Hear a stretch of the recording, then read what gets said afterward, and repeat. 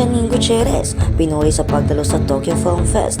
Kung bago ka lang sa channel na ito, huwag kalimutang mag-like, share, comment, and subscribe. At huwag kalimutang pindutin ang notification bell icon para maging updated ka sa bawat upload nating video. Pinuri ng iba't ibang website ang Asia's Rising Star na si Janine Gutierrez nang dumalo ito sa 37 Tokyo International Film Festival or TIFF. Isa nga ang kapamilya actress na lumakad sa red carpet sa TIFF kung saan lumutang ang kanyang ganda. Ang kanyang pagdalo sa TIFF ay para sa pelikula niyang idinedirects ni Love Diaz na Pantos Mia. Bahagi ang nasabing pelikula sa world focus ng seksyon TIFF. Matatanda ang agaw pansin din ang looks ni Janine nang mag-premiere ang pelikula sa Venice Film Festival 2024. Ang kanyang pagdalo sa TIFF ay para sa pelikula niyang dinirect ni Love Diaz. Matatanda ang agaw pansin din ang looks ni Janine ng mga premiere ang pelikula sa Venice Film Festival 2024. Ibinida naman ng Dreamscape Entertainment social media ang pagpuri kay Janine na umere nilang programa ngayon ang Lavender Fields.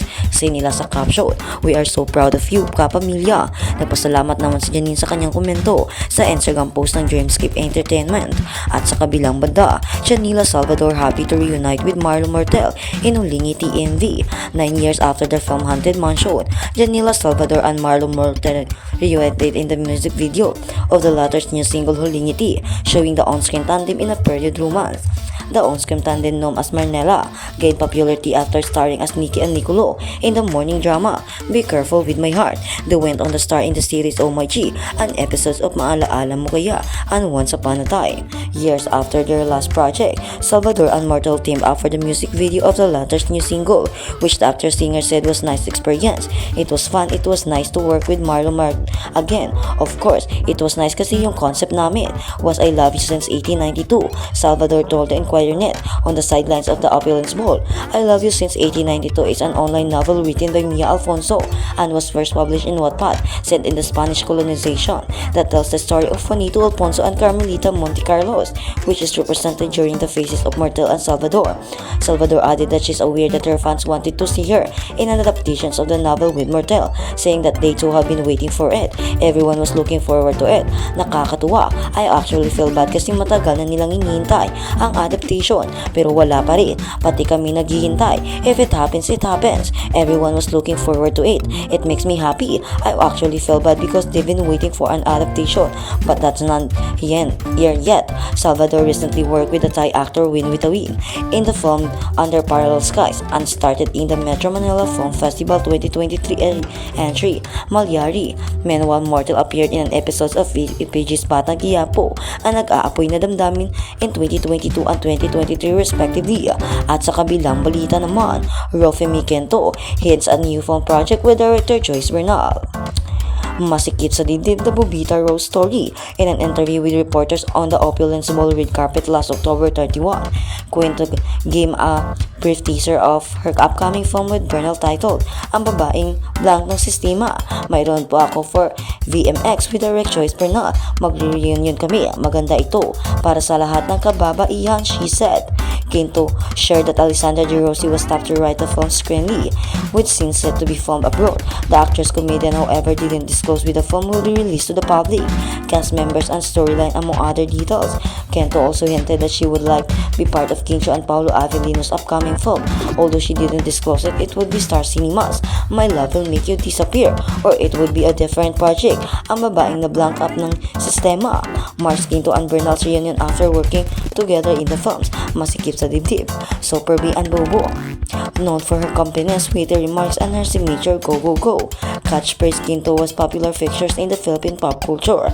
At habang sa kabilang banda naman, heart dinidisiplina ng tatay kahit rich nakakaramdam ng impostor syndrome. Kahit ipinanganak at lumaking mayaman, naranasan din ni Heart Evangelista ang madisiplina ng kanyang amang si Ok Pauco. Kwento ng kapuso actress at international fashion icon, sinisiguro ng kanyang tatay na matuturuan din siya ng tamang pagmamahal at marespetong pakikitungo sa ibang tao. Sa nakaraang episode ng programang Heartwork sa Jamie 7 last Saturday, na ibahagi ni Heart ang naging buhay niya noong kanyang kabataan at kung paano siya pinalaki ng kanyang ama at inang si Cecilia Ongpauco. Ando naman ang actress na totoong lumaki siya sa pamilyang may kaya, pero naturuan pa rin siya ng mga magulang na maging responsable at paghirapan ang mga bagay na gusto niyang makuha. Don't get me wrong, ina-acknowledge ko talaga yung idea na pinanganak akong privilege, pero syempre, dinisiplina din kami. Sinimulan pang pagbabahagi ni Heart. Spoiled kami in a sense na lahat binibigay sa amin, pero talagang sobrang thankful ako na yung tatay ko magaling din siyang magdisiplina. Dagdag pa niya, sabi pa ni Heart, nagpapasalamat siya sa kanyang mga parents, lalo na sa tatay niya na nagturo na dapat lagi siyang maging grateful sa lahat ng natanggap niyang blessings at sa tunay na kalagahan ng hard work. Kailangan maging thankful ka kung anong mayroon ka. Kailangan hardworking ka. Iyon ang dadala-dala na kung may gusto ka. Kailangan pagtrabahuan mo yun. Kailangan nyo talagang alam mo na deserve mo bago mo siya makuha. Sa At Ka ng Kapuso Star, inamin din ng wife ni Senator Chess Escudero na nagkaroon din daw siya noon ng imposter syndrome, kung saan naramdaman niya ang parang hindi niya deserve ang lahat ng mga achievements niya.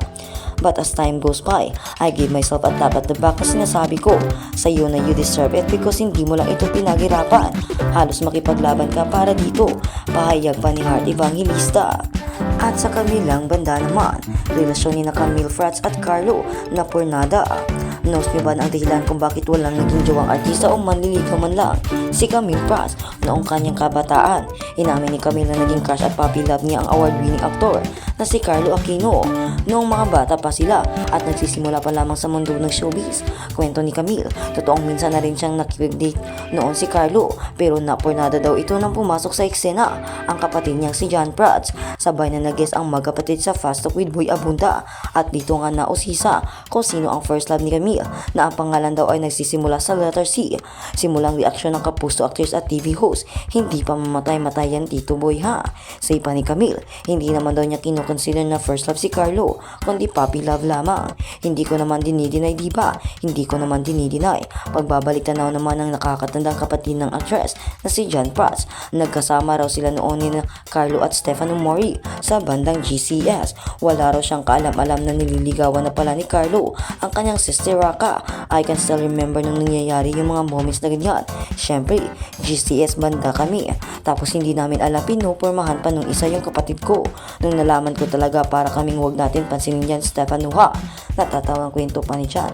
Say naman ni Camille, medyo na-guilty daw siya that time dahil feeling niya siya ang dahilan kung bakit hindi pinapansin ng kabanda niya si Carlo. Pina-feel niya talaga na bad trip ako sa ginawa mo.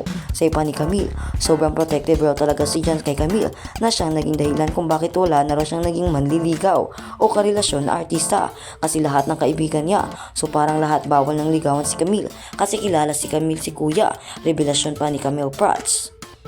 Kaya naman hindi na nagkaroon ng tsansa pa si Carlo na ligawan pa si Camille dahil umiiwas na rin ito sa kapatid niya dahil ayaw na nito ng gulo at ayaw rin naman ni Camille na maging OP pa si Carlo sa kanyang mga kabanda dahil lang sa panliligaw niya sa kapatid. Kaya ang ginawa na lang niya ay dinidma na lang nila ang isa't isa at huwag na lang tumuloy sa pagliligawan stage kasi kung gulo lang naman ang mangyayari, huwag na lang daw, sabi pa ni Camille. At si Carlo naman ay hindi na niya alam kung ano ang nasa isip, basta ang gusto na lang niya ay pansinin ng kabanda si Carlo dahil nakakaawa naman kung OP lang ito palagi at tinididma ni Stefano at ng kanyang kapatid.